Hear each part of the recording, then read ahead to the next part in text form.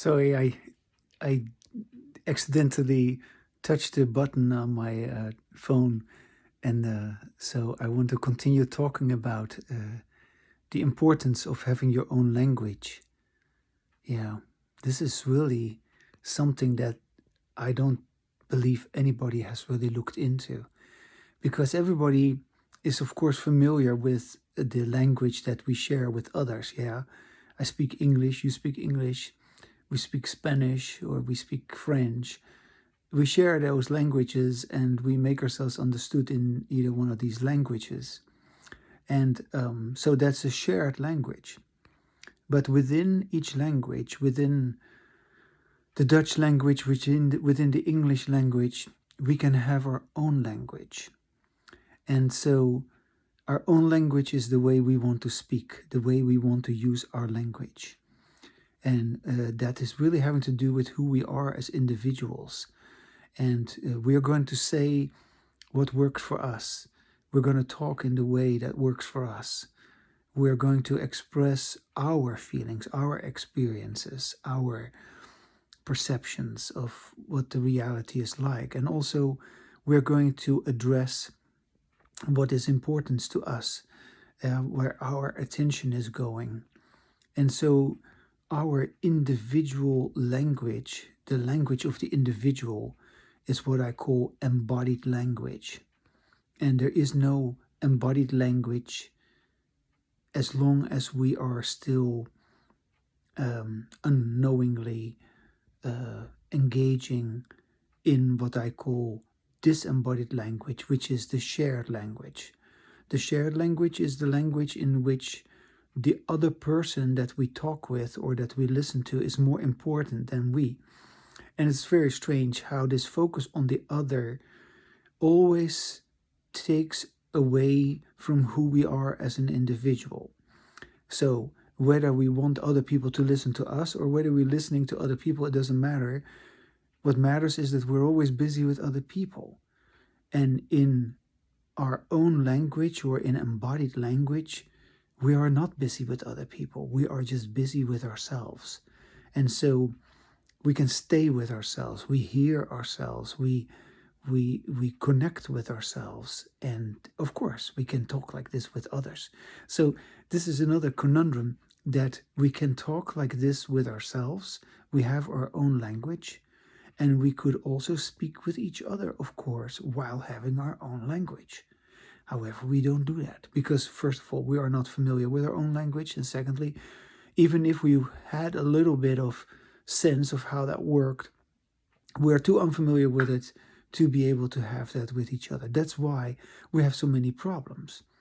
If we were both having what I call embodied language, there would not be any problem. As a matter of fact, we would be so happy to talk with each other that way, because then we would both, continue to feel better and better about our language. And our language, which is of course working for us, not against us as it is in disembodied language. In disembodied language, we basically disidentify or disconnect with ourselves. And consequently, our language is always representing of some kind of a group that we belong to or that we represent or that we are referring to. And we never really address ourselves as the individual that we are. So, it is really quite something. I have embodied language. And if you have embodied language with me, if you had the courage to do that, we would both express our language enlightenment. That's what embodied language is all about. And of course, our continuation of our embodied language is what our language enlightenment is all about. It's very simple. And it's the language that makes you feel good. It's the language that has good consequences for you. The language that, is also, of course, the language of the future. Because unless we as individuals begin to recognize this language for ourselves, there's no happiness for us. There's no order in our lives also. The disorder that we have in our life, the chaos, the the dysfunctionality, the struggle, the problems, the fragmentation, all of that has to do with disembodied language. When you listen to yourself and you hear your own sound, when the speaker, in this case me, is his own listener, then you have embodied language. You hear that, you feel that, you experience that, and you know that that is very, very different than how you usually talk with other people. You don't talk like this with other people. So having your own language is a very important matter. And talking with yourself is a very important matter, way more important than talking with others. And nobody even realizes that. Because talking with others, almost per definition, means having disembodied language. Talking with others would only mean having embodied language if we can talk about our language enlightenment. That's just how it is. Yeah.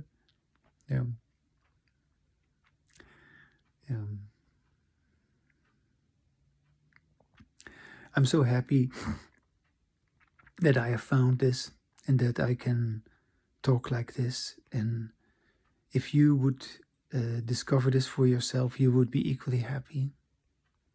And I hope you have the courage to do that, to explore that. This is why I make this tape, to sort of just challenge you and to sort of let you say, like, well, all right, well, I haven't heard anything from you, but you can still get in touch with me. I mean, there's all these other people, big braggers, big pretenders, big, I don't know, having a big mouth, who claim all kinds of things, but they don't talk about embodied language. They don't know what it is. I've listened to some of them, I don't know, whatever their names are, I'm not gonna promote them. I'm here to promote myself. Yeah, nobody promotes me. If you would do that, if you would want to do that, that would be great. Yeah, get me to your audience, get me to your group, and let me explain this to them. Let me introduce you to this idea. Let me consult you. Let me tell you how this works, and let me explain it to you. Then you can have it. Of course, you can have this. Everybody can have this. When no books, no exercises, no weird tricks or whatever, no mantras or no superstitious nonsense. No, you just listen to yourself, you hear yourself, you have your own embodied language, and there you go. Just like that, right away. Boom. And this whole issue of your enlightenment, immediately it is realized. The moment you have embodied language, you kind of feel like, wow, I am enlightened. Yeah. It's so beautiful because your language finally fits with who you are. Yeah. And you have allowed it. You have witnessed the necessity of that. Yeah, because there's a necessity there which you haven't really acknowledged. But once you begin to listen to yourself, you begin to recognize that necessity. There's no doubt about it. So invite me in. Let me hear from you, and I'll come over. Or of course, you pay me a lot of money. Yeah, well, why not? I mean, I have invested in this, so we'll work it out.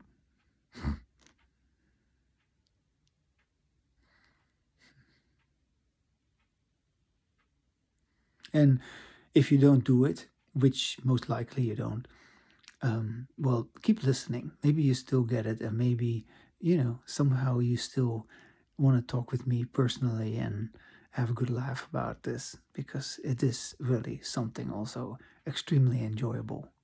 Yeah. If it wasn't so enjoyable, I would have already given up on it a long time ago. I just enjoy it. And you would enjoy it too if you really had it.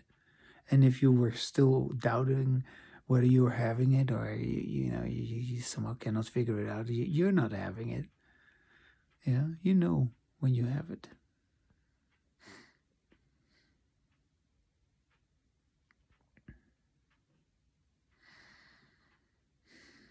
Just in case you wonder what this is here behind me, that thing that is a first prize that was won by my father-in-law, who was an amateur photographer, and he sent in his pictures for competitions or whatever, and he won a first prize with his pictures.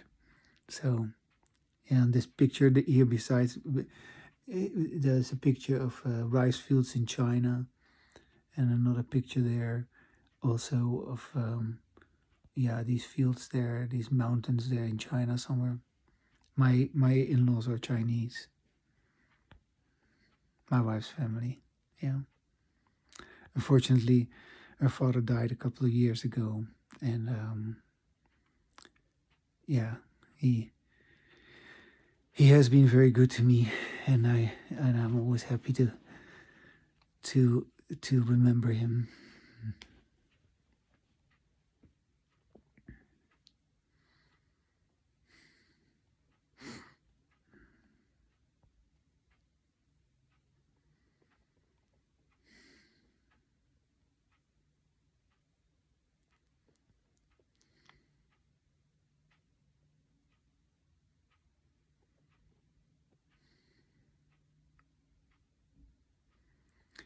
When I have spoken for a little bit,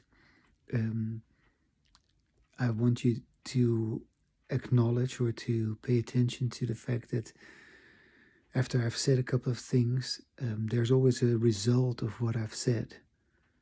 And so whenever I don't speak, there's always the result of what I've said.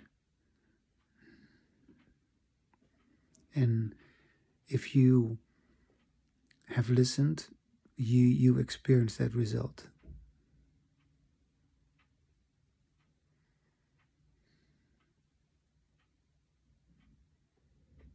Like right now, if you've listened, you feel this incredible space. It's not some hypnosis or anything like that, it's not I'm not trying to make you feel something or so. If you feel it, you feel it, and if you don't, you don't, but I know that I feel this. I know that I feel this, and if you have listened, you would feel this too.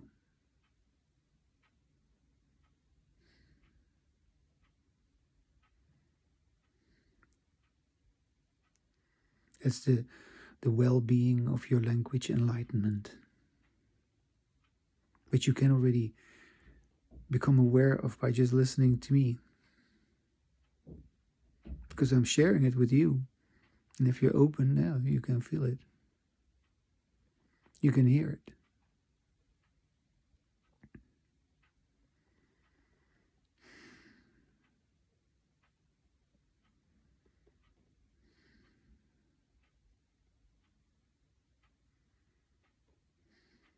It's a good thing that I took away my beer today. I'm glad that I did that. It's funny how it is, you let it grow for a while, and then at some point I had enough again, and I kind of like to see my face again.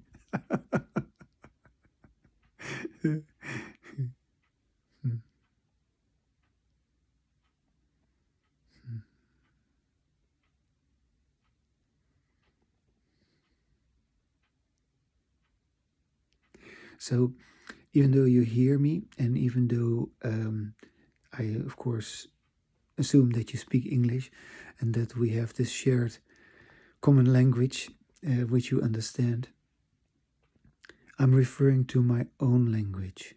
Yeah, I'm referring to my embodied language. And although you can recognize my embodied language in the sense that it makes you feel good, in the sense that, it makes you feel in touch with yourself, you haven't had that language yet. You haven't let yourself know about that language yet. And my language is not yours. It cannot be yours. You have your own language.